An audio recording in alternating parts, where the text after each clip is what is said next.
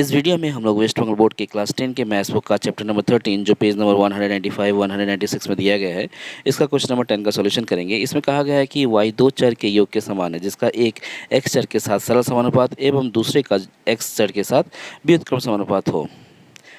और साथ में ये भी कहा गया है कि x = 1 होने से y = -1 एवं x = 3 होने से y = 5।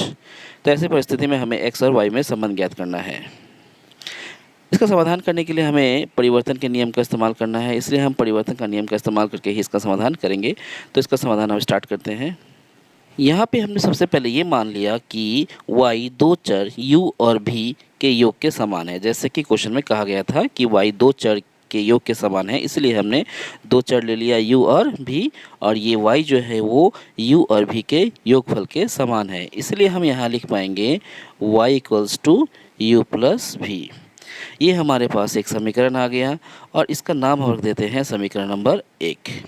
अब हमें क्वेश्चन में दिए गए शर्त का इस्तेमाल करना है और u के साथ x का क्या संपर्क है, v के साथ x का क्या संपर्क है, ये निकालना है। तो जैसा कि प्रश्न में कहा गया है, एक चर x के सरल समानुपाती है, इसलिए हम मान लेते हैं माना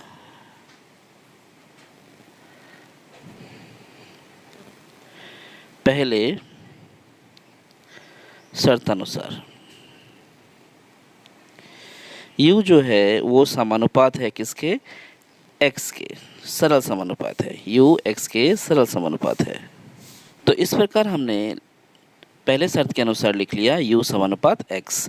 अब हम जैसा कि जानते हैं इस समानुपात के चिन्ह को हटाने के लिए हमें इक्वल लगाना पड़ेगा और साथ में एक स्थिरांक का इस्तेमाल करना पड़ेगा। तो हमने इस स्थिरांक को k1 ले लिया और यहाँ लिखा x। ये k1 क्या है, k1 एक अशून्य स्थिरांक है, ये हमें यहाँ पे लिख देना है। k1 एक अशून्य स्थिरांक है।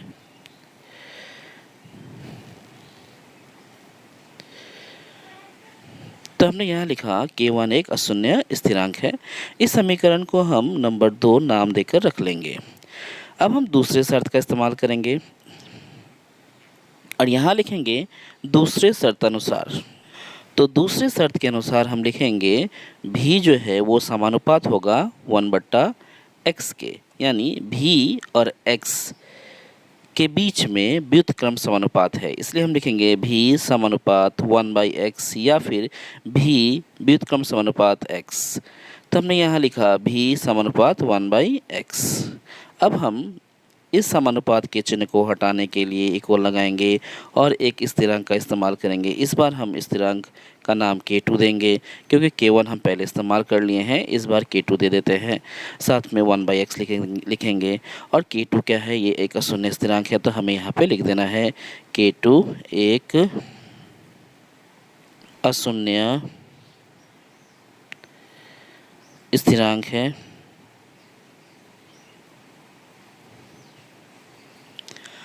और इसका हम नाम रख देंगे समीकरण नंबर 3। अब हम समीकरण नंबर 2 और समीकरण नंबर 3 से u और v का मान समीकरण नंबर 1 में रखेंगे। तो रख लेते हैं। अब हमने यहाँ लिखा कि u और v का मान समीकरण 2 और 3 से समीकरण 1 में रखने पर, तो ये जो u का मान है और यहाँ जो v का मान है, ये u का मान और v का मान को हम समीकरण नंबर 1 में बैठा देंगे। तो बैठाते हैं।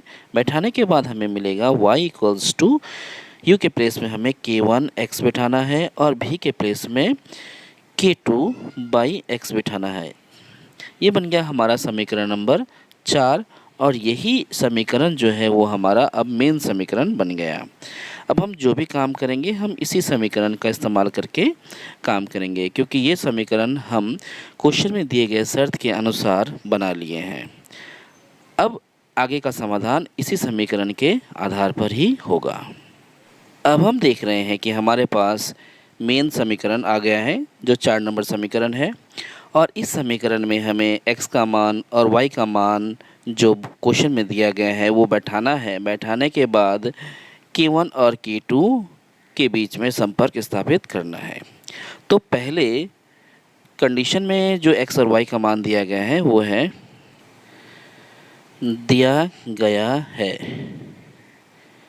क्या दिया गया है, x = 1 होने पर y इक्वल्स टू -1। प्रश्न में कहा गया है कि x इक्वल्स टू 1 होने पर y का मान -1 होगा। तो ये x इक्वल्स टू 1 और y इक्वल्स टू -1 हम समीकरण नंबर 4 में बैठा देंगे। तो बैठाते हैं। तो y की जगह पे हमें बैठाना है -1 इक्वल्स टू लगाना है k1 लिखना है, x के प्लेस में हमें 1 बैठाना है प्लस k2 और x नीचे है इसलिए x की जगह पे हम 1 बैठाएंगे। तो ये जो समीकरण है ये बन जाएगा -1 equals to k1 plus k2। इसको हम थोड़ा सीधा कर लेते हैं और लिख लेते हैं k1 plus k2 equals to -1। इसका भी हमें एक नाम देना पड़ेगा। तो 4 नंबर समीकरण हो चुका है, इसका हम नाम 5 नंबर समीकरण दे देते हैं। और एक कंडीशन दिया गया है जिसमें हमें x इक्वल्स टू 3 होने पे y इक्वल्स टू 5 बैठाना है। तो बैठाते हैं। फिर x इक्वल्स टू 3 होने पर y इक्वल्स टू 5, ये भी कंडीशन जो है क्वेश्चन में ही दिया गया है। तो हम इसे बिठा लेंगे समीकरण नंबर 4 में। तो बैठाते हैं। इस बार हमें y की जगह पे 5 बैठाना है तो 5 बैठाएंगे, इक्वल लगाएंगे, k1 लिखेंगे, x1 की जगह पे 3 बैठाना है तो हम 3 बैठाएंगे, प्लस लिखेंगे, k2 के प्लेस में k2 लिखेंगे और x की जगह पे 3 लिखेंगे। तो इस समीकरण को भी थोड़ा समाधान कर लेंगे। तो यहाँ हो जाएगा 5 equals to 3k1 plus k2 by 3। थोड़ा सा एलसीएम लेके इसका हम समाधान कर लेंगे। समाधान करने पे ये आएगा 3 यहाँ पे आ जाएगा और ये बन जाएगा 9k1 plus k2। Cross multiply कर लेते हैं। क्रॉस मल्टीप्लाई करने के बाद ये आएगा 15 यहाँ पे आ जाएगा और ये बन जाएगा 9k1 प्लस k2। इस समीकरण का नाम हम दे देंगे 6। 5 पहले ही हो चुका था, अब हो गया 6। अब हमें ये समीकरण 5 और 6 को सॉल्व करना है और k1 और k2 का वैल्यू निकालना है। अब हमें समीकरण 5 और 6 को समाधान करके k1 k2 का मान निकालना है, इसलिए हम यहाँ लिखेंगे समीकरण 5 और 6 को समाधान करने पर। तो समीकरण 5 के अनुसार कहा गया है k1 plus k2 equals to -1 और समीकरण 6 के अनुसार कहा गया है 9k1 plus k2 equals to 15। जैसा कि हमने नाम रखा था, ये समीकरण नंबर 5 है, ये समीकरण नंबर 6 है। अगर हम इन दोनों को सब्ट्रैक्ट कर दें, घटा दें, तो हमें साइन चेंज करना पड़ेगा। ये प्लस से माइनस बन गया, ये प्लस से माइनस बन गया और ये भी प्लस से माइनस बन गया।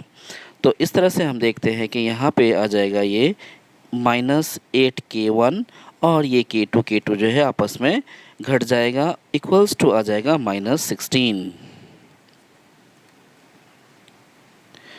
तो यहाँ पे हम देख रहे हैं ये आ गया -8k1 इक्वल्स टू -16।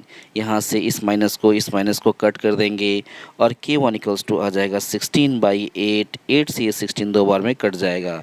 इस तरह से k1 का वैल्यू आ गया 2। अब हमें इस k1 का वैल्यू बैठाना है समीकरण नंबर 5 में और k2 का मान निकालना है।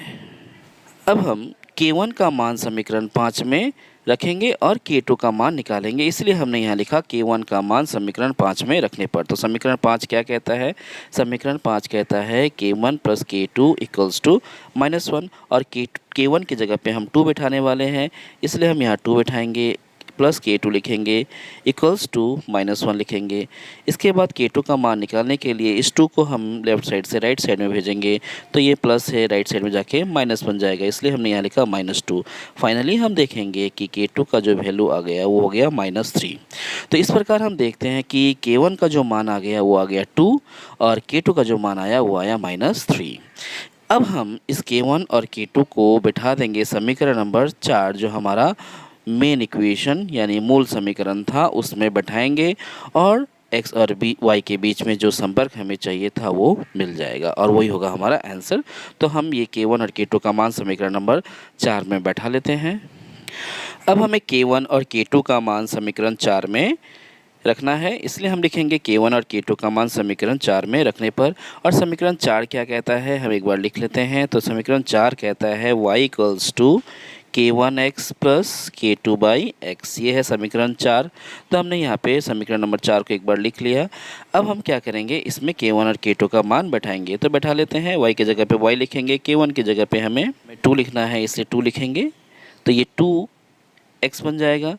और k2 का जो मान है वो है -3, तो हम यहाँ पे -3 बैठाएंगे तो ये प्लस जो है वो माइनस बन जाएगा और k2 की जगह पे हमें 3 लिख देना पड़ेगा। तो k2 का मान -3 बैठाने पर ये बन जाएगा -3/x। और ये जो समीकरण हम देख रहे हैं y = 2x -3/x, यही जो है वो x और y के बीच में जो संपर्क हमें दिखाना था, ज्ञात करना था, यही हो गया वो संपर्क और यही हो गया हमारा आंसर। तो इस तरह से ये क्वेश्चन का समाधान जो है ये पूरा हो जाता है।